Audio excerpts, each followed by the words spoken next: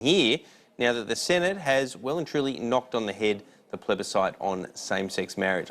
Tim Wilson is available now. Thanks very much for your company. Thanks, Peter, but I was hoping we might talk about 18C as well. Oh, we'll get to that. Don't worry, Tim Wilson. We've got lots of time, But let's talk about this dead, buried and cremated plebiscite.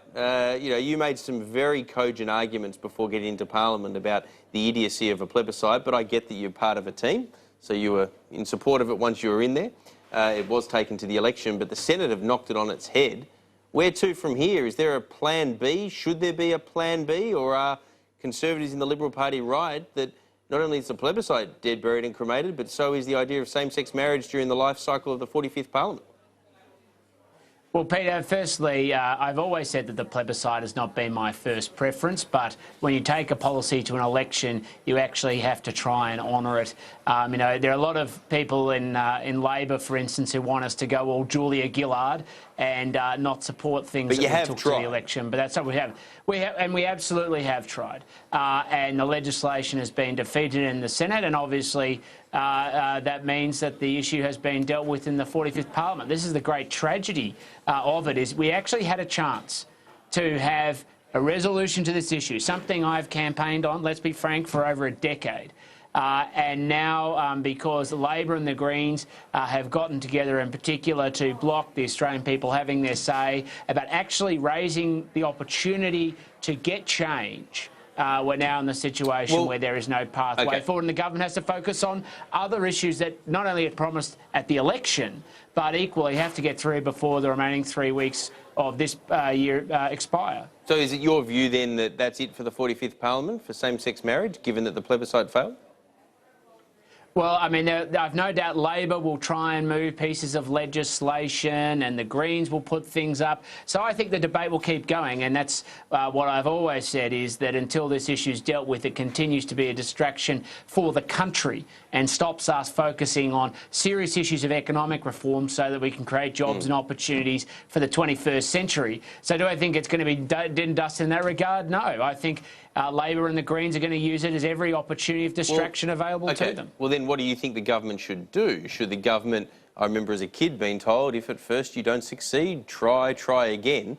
Should the government put the plebiscite back up, maybe with some tinkering, or should it move on to something else? Well, I'm just hearing bells, and I'm just making sure that I don't suddenly find myself in a situation. Well, if your staff are watching, tell them to burst in and get you out of there. We wou't want you losing a vote in the lower house on your head. No. So we throw that out there to any staffer near Sky News. No, it's Senate.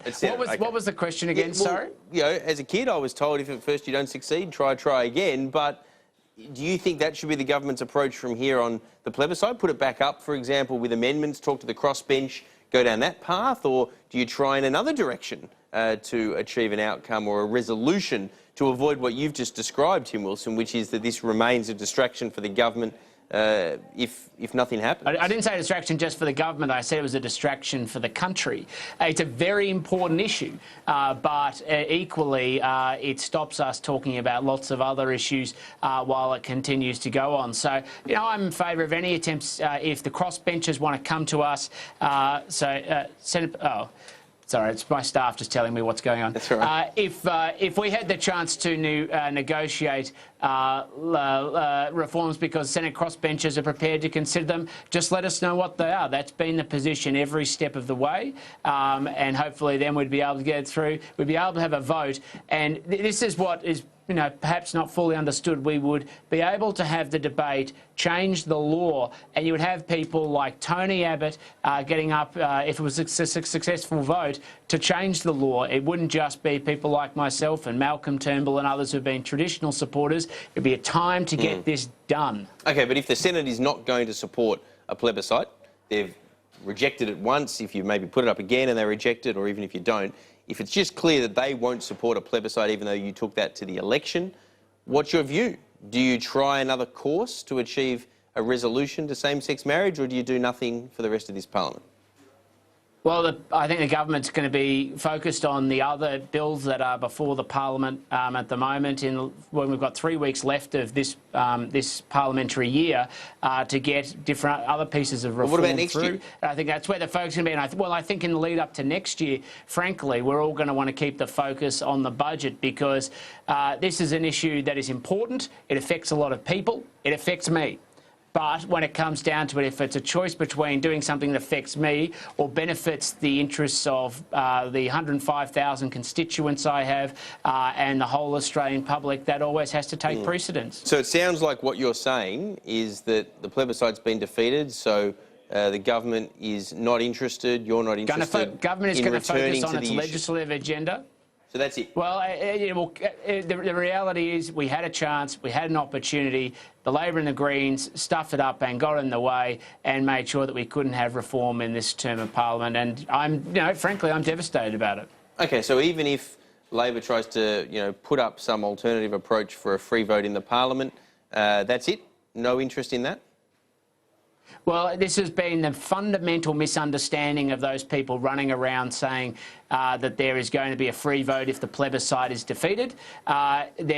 People like me already have a free vote on the issue, but we have it on the substantive matter, which is a change to the law. Not the procedural matter. You don't have a free vote on procedural matters. And that's why people have been completely dishonest in running around saying, if we don't have a plebiscite, we'll get a vote later and it'll be wonderful and cheery. It's much more complex than that and shows an ignorance and understanding of how this place works. Let me ask a question on that. So you say you've got the free vote. Are we going to get to 18C? We're Peter? going to. It's the next topic. It's the next topic.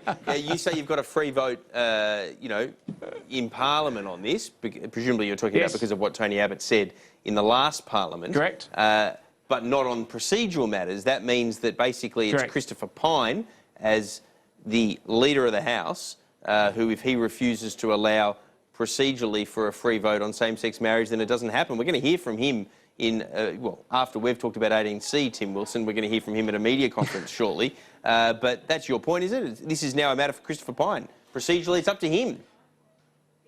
Well, there are lots of people who make decisions on procedure, but the government has consistently said that once this is defeated, as it now has been, that it means that it's the issue that's been dealt with and off the table, and the focus is shifting back onto things that affect the 26 million Australians and getting legislation through before the end of the year. OK, if it's all about something that affects the 26 million Australians, why are you guys in the Liberal Party so fixated on 18C?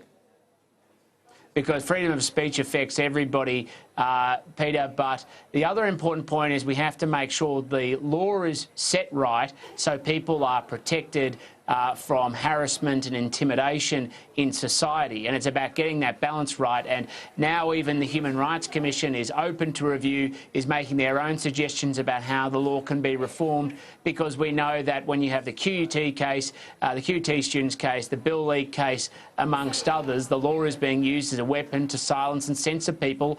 And that can be any Australian, not just Bill Leak or the QUT students. But you'd have to agree, wouldn't you, that the 18C issue is an even more boutique issue than same-sex marriage? Well, I say both of them are deeply important, but they're also political distractions, which is why I think the government has done exactly the right thing of saying to a committee, the Human Rights Committee, Joint Parliamentary Human Rights Committee, to go off, look at the problems in process as well as the test in the law and how to reform it. And I have my own suggestions about how the law can be very simply reformed, but would do a substantial amount to make sure that frivolous, vexatious and pointless cases aren't brought before the Human Rights Commission and eventually the Federal Court. Tim Wilson, you've been usurped by your colleague Christopher Pyne. He's just about to start speaking. We appreciate your time, as always. I don't think this is orchestrated to deny you free speech in this interview, but thanks very much for your company. We'll get you on again shortly. This is a platform, not a speech, Peter. That's the